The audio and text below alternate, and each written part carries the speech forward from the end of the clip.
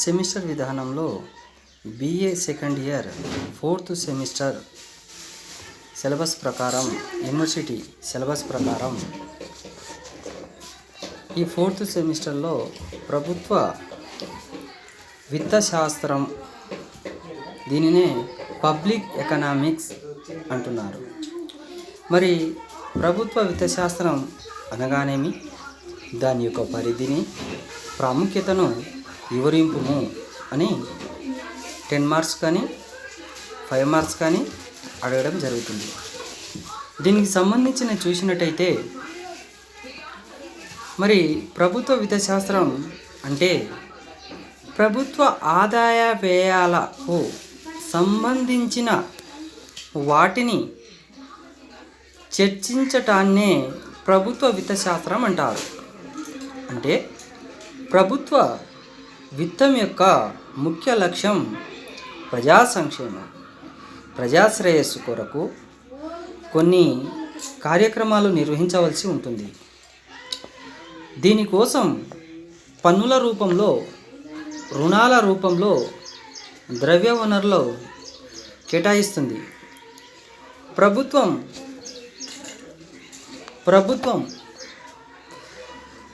విత్తం అనే పేరును ఇంగ్లాండులో మొట్టమొదటిసారిగా వాడడం జరిగింది. ఆ తర్వాత ఇదే పదాన్ని ఇతర దేశాలలో వాడడం జరుగుతుంది. కానీ ఆధునిక కాలంలో ప్రభుత్వ విత్తశాస్త్రం యొక్క ప్రాధాన్యత చాలా పెరుగుతూ ఉంటుంది. ఎందుకంటే ప్రతి ఒక్కటి ప్రభుత్వం యొక్క విధానాల మీదనే ఆధారపడడం జరుగుతుంది. మరి ఈ ప్రభుత్వ విత్తశాస్త్రాన్ని కొంతమంది ఆర్థికవేత్తలు కొన్ని డెఫినేషన్ అంటే నిర్వచనాలు ఇవ్వడం జరిగింది. అందులో మొదటివారు చూసినట్టయితే డాల్టన్. ఈ డాల్టన్ అనే ఆర్థికవేత్త ప్రభుత్వ విత్తశాస్త్రము ఆర్థిక, రాజనీతి శాస్త్రముల మధ్య ఉన్న సరిహద్దులపై ఉండే శాస్త్రాల్లో ఒకటి. ఇది ప్రభుత్వ ఆదాయ వ్యయాలకు సంబంధించిన అంశాలను చర్చిస్తుంది అనే విషయాన్ని డాల్టన్ అనే ఆర్థికవేత్త ఈ ప్రభుత్వ విత్తశాస్త్రం గురించి నిర్వచనం ఇవ్వడం జరిగింది. రెండో ఆర్థికవేత్త చూసినట్టయితే ప్రభుత్వ నిధులను అంటే ఆదాయాలు సమకూర్చుకోవటంలోనూ వాటిని ఖర్చు చేయటంలోనూ ఇమిడి ఉన్న సూత్రాల మధ్య అధ్యయనమే ప్రభుత్వ విత్తశాస్త్రము అనే విషయాన్ని సిర్రస్ అనే ఆర్థికవేత్త తెలియజేయడం జరిగింది. ఇంకా మూడో ఆర్థికవేత్త మనం చూసినట్టయితే బాస్టబుల్. ప్రభుత్వ వనరుల సరఫరా, వాటిని వినియోగించడము ప్రభుత్వ విత్తశాస్త్ర విషయాలు. చాలా సింపుల్గా చెప్పడం జరిగింది. ప్రభుత్వ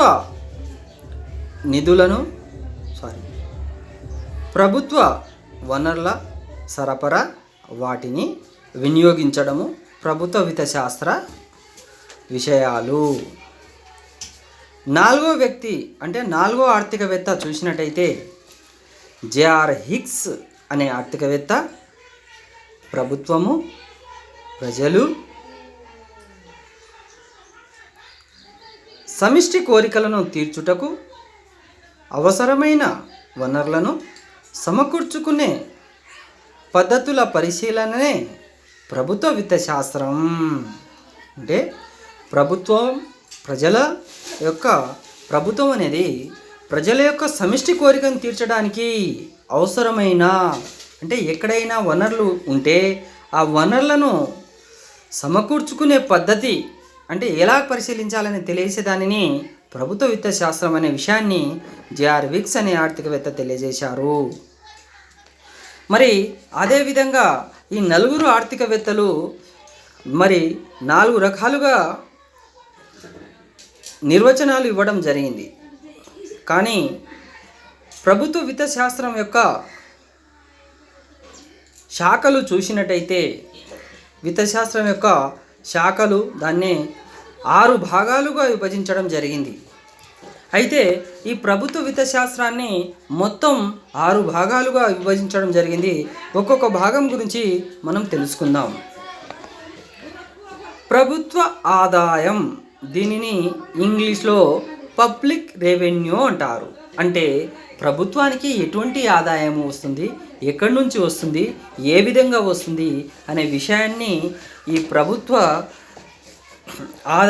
రెవెన్యూ అనేది తెలియజేయడం జరుగుతుంది. ప్రభుత్వ ఆదాయ మార్గాల ఇందులో తెలుసుకుంటాం. అంటే ప్రభుత్వ ఆదాయంలో ప్రభుత్వ ఆదాయ మార్గాలు ఏ విధంగా వస్తాయనే విషయాన్ని మనము తెలుసుకున్నట్లయితే, ప్రభుత్వము ప్రజా ఉపయోగ కార్యక్రమాలను నిర్వహించవలేను. ప్రభుత్వానికి కొంత ఆదాయం కావాల్సి ఉంటుంది. అంటే ప్రభుత్వము మరి ప్రజల యొక్క సమిష్టి కోరికలను తీర్చుకోవాలంటే ప్రభుత్వము కొంత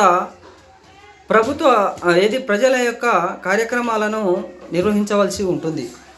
అంటే ఇప్పుడు మనం చూసినట్టయితే వీటిలో అతి ముఖ్యమైనవి కొన్ని చూద్దాం. అయితే ప్రభుత్వ ఆదాయ మార్గాల్లో అతి ముఖ్యమైనవి పన్నులు, తర్వాత పన్నేతర రాబడులు 2 రకాలుగా వస్తాయి. అంటే పన్నుల ద్వారా వస్తాయి, పన్నేతర ద్వారా వస్తాయి.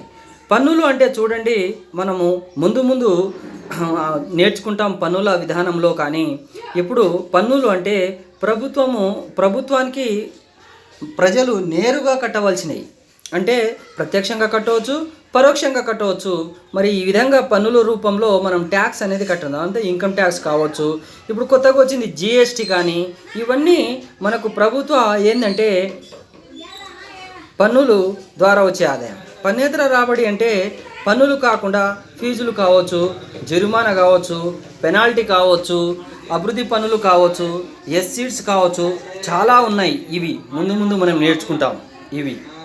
అయితే ప్రభుత్వము రాబడులు అనేటివి కనుక మనము ఈ పన్నుల నుంచి వచ్చేటివి అంటే మంచి పన్ను లక్షణాలు కూడా ఉంటాయి ఇందులో.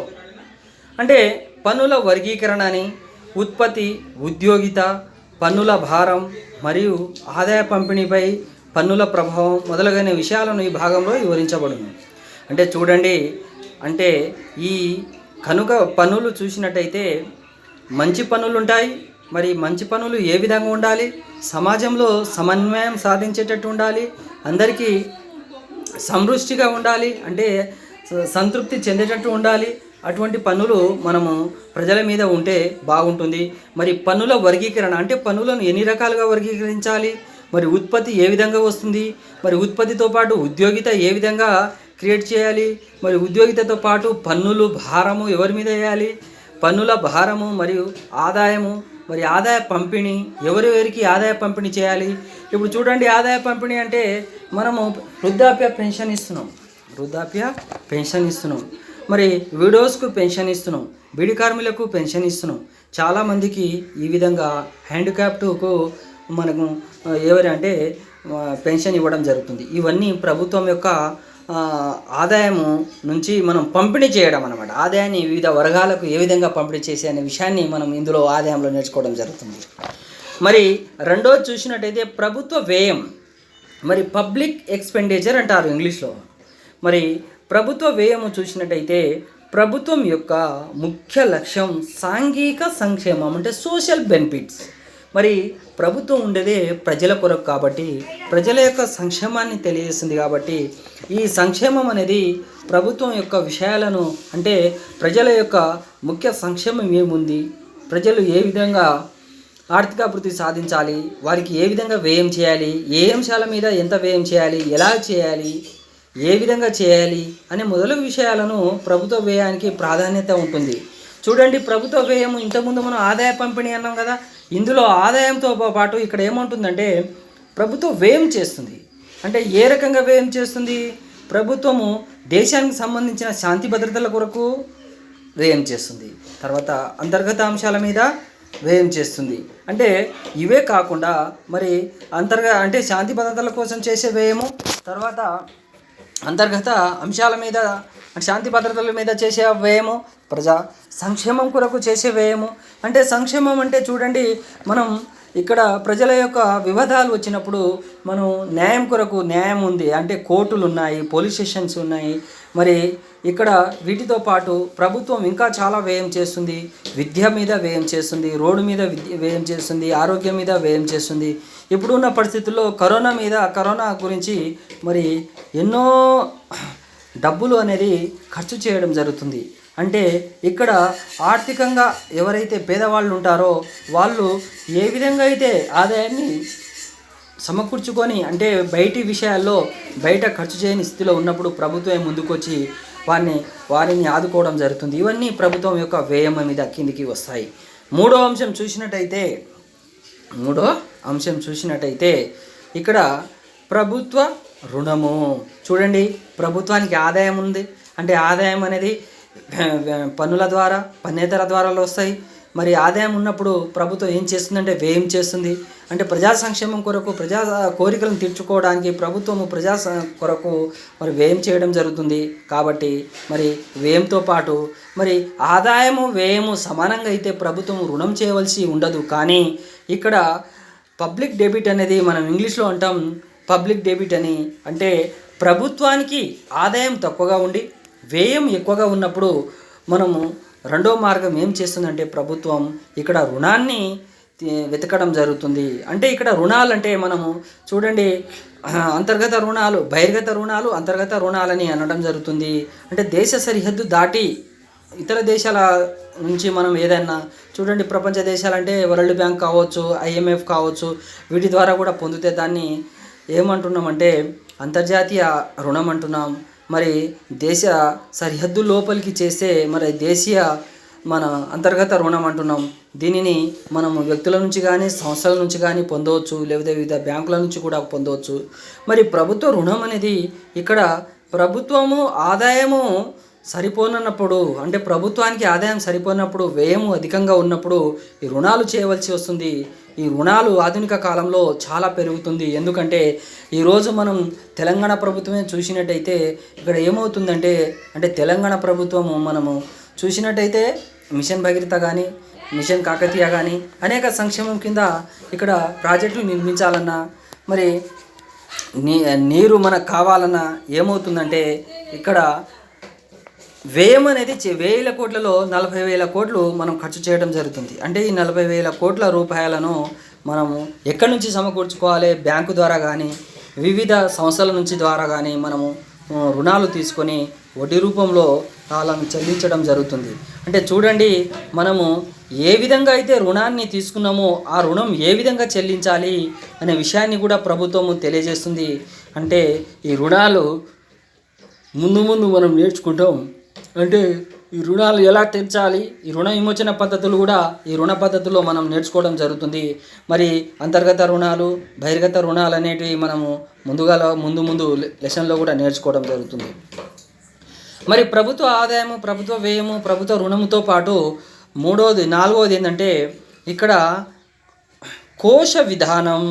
దీన్ని ఇంగ్లీష్లో ఫిజికల్ పాలసీ అంటారు. ఫిజికల్ పాలసీ అంటే ప్రభుత్వ ఆదాయ వ్యయాలను తన ఆశయాలకు అనుగుణంగా ఉపయోగించుకొనుట. చూడండి, అంటే ప్రభుత్వానికి ఆదాయం కానీ వ్యయం కానీ సమానంగా లేనప్పుడు మరి ఈ కోశ విధానం ద్వారా మరి ఒకవేళ వ్యయం ఎక్కువ అయితే పన్నులు ఎక్కువ విధించి ట్యాక్స్ ద్వారా ఏం చేస్తుందంటే పన్నుల రూపంలో పొందడం జరుగుతుంది. అంటే పన్నుల రూపంలో పొంది ఆ ఆదాయాన్ని ఏం చేస్తుందంటే మరి వ్యయంగా చేయడం జరుగుతుంది. అంటే కోశ విధానం అంటే కోత. ఆదాయ వ్యయాలను ఆశయాలకు అనుగుణంగా ప్రభుత్వము ఉపయోగించే దానిని ఏమంటున్నామంటే కోశ విధానం. ఇది ఆర్థిక స్థిరీకరణకు కోశ విధానం ఎంతగానో ఉపయోగపడుతుంది. అంటే ఆర్థిక వ్యవస్థలో స్థిరీకరణ సాధించాలి. ఏం సాధించాలి? స్థిరీకరణ. అంటే ఆర్థిక స్థిరీకరణ సాధించాలంటే ఈ ప్రభుత్వ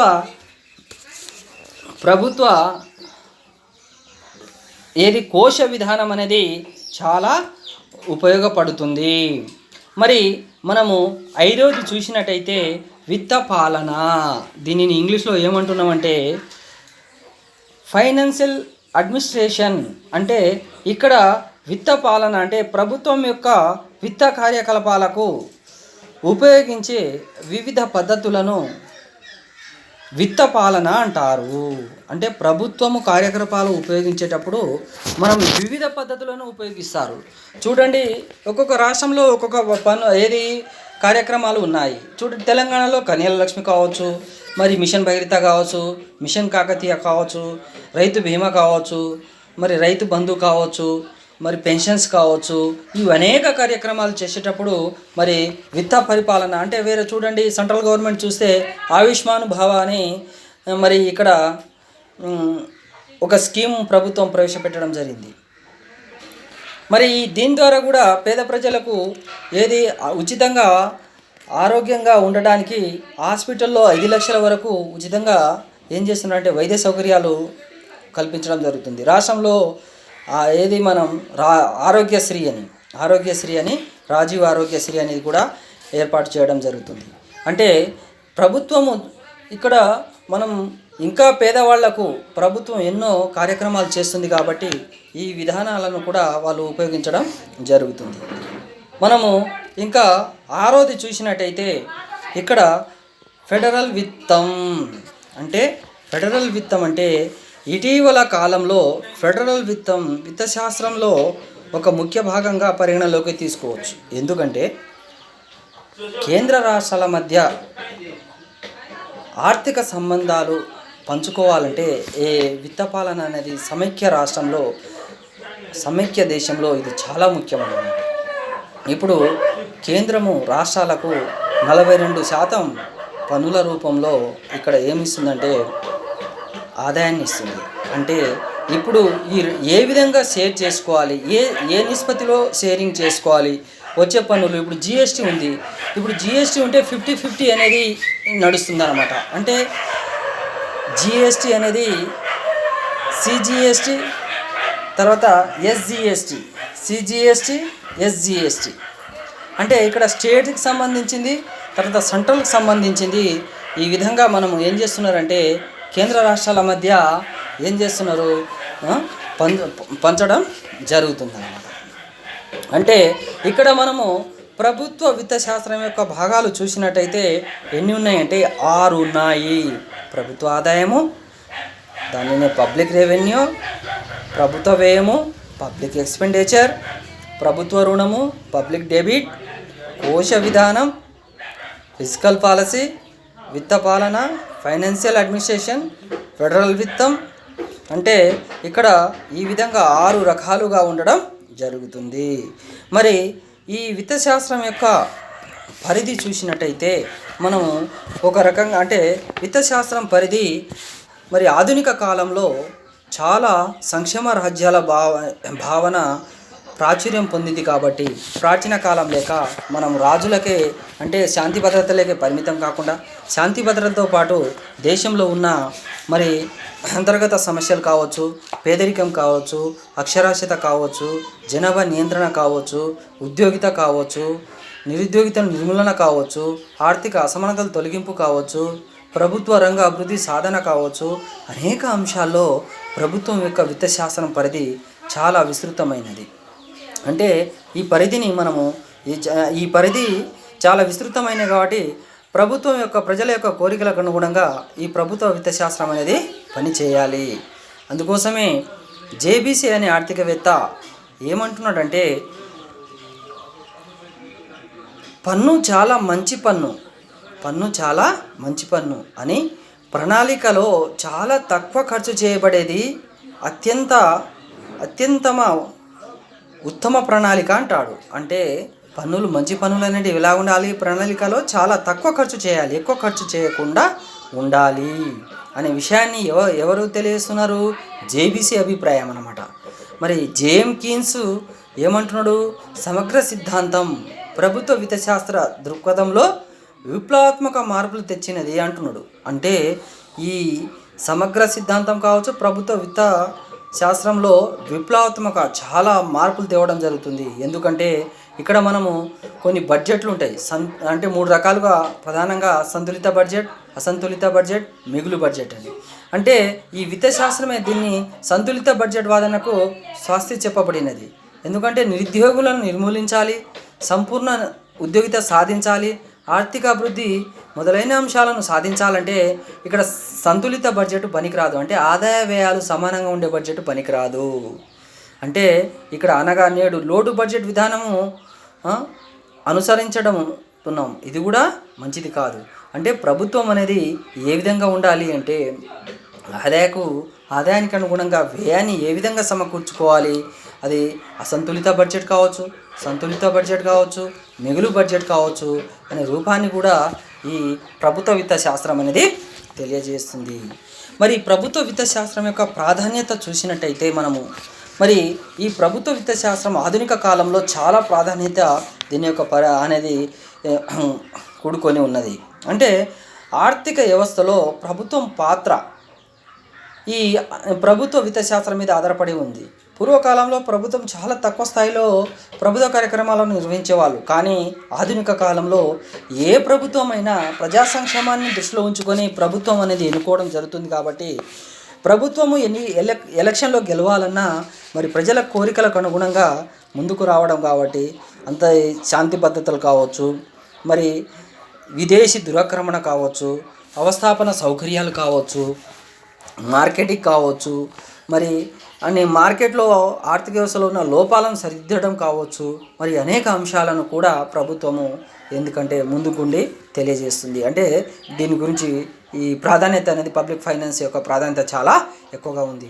1930 సంవత్సరంలో చూసినట్టయితే వచ్చిన ఆర్థిక మాంద్యాన్ని కూడా ఈ మార్కెట్ శక్తులు ఏవీ పని చేయలేదు. అప్పుడు ప్రభుత్వం జోక్యం చేసుకొని మరి ఈ 18వ శతాబ్దంలో ఉన్న సాంప్రదాయ ఆర్థికవేత్తల యొక్క చెప్పిన విషయాలను పక్కన పెట్టి 19వ శతాబ్దంలో ఆ ఆధునిక ఆర్థికవేత్తలు చెప్పిన విషయాలను గుర్తుపెట్టుకొని మరి ఈ ప్రభుత్వ ఆర్థిక మాంద్యాన్ని ఏ విధంగా ఛేదించాలనే విషయాన్ని కూడా తెలియజేయడం జరిగింది. అంటే చూడండి, మరి ప్రభుత్వ విత్త శాస్త్రం ఎంత ప్రాధాన్యత ఉందో ఆధునిక కాలంలో మనకు తెలియజేస్తుంది. అంటే మనము వచ్చే క్వశ్చన్ని బట్టి ఆన్సర్ రాయవలసి ఉంటుంది. మరి ప్రభుత్వ విత్తం అనగానేమి, దాని యొక్క పరిధిని, ప్రాముఖ్యతను వివరింపుము అనే విషయాలు. మరి అటానమస్ కాలేజీలు అయితే 10 మార్కులకు, మరి మనము ఏది యూనివర్సిటీ అఫిలియేషను అంటే ఉన్న కాలేజీలకైతే మనం ఇవి 10 మార్క్స్ 12 మార్క్స్ అనేది అడగడం జరుగుతుంది. మరి దీన్ని మనం చూసినట్టయితే ప్రభుత్వ విత్త శాస్త్రము, దాని యొక్క పరిధి, ప్రాముఖ్యత, నిర్వచనాలు, మరి విభాగాలు అన్నీ మనము సంక్షిప్తంగా నేర్చుకోవడం జరిగింది. మరి దీన్ని మీరు ఒకసారి చదివి ప్రాక్టీస్ చేస్తే మీకు పర్ఫెక్ట్గా అవుతారని నేను అనుకుంటున్నా. మరి మీకు ఈ విధానాన్ని 10 మార్క్స్ కానీ 12 మార్క్స్ ఏ విధంగా వచ్చినా మనం పర్ఫెక్ట్గా రాయగలము. ఓకేనా?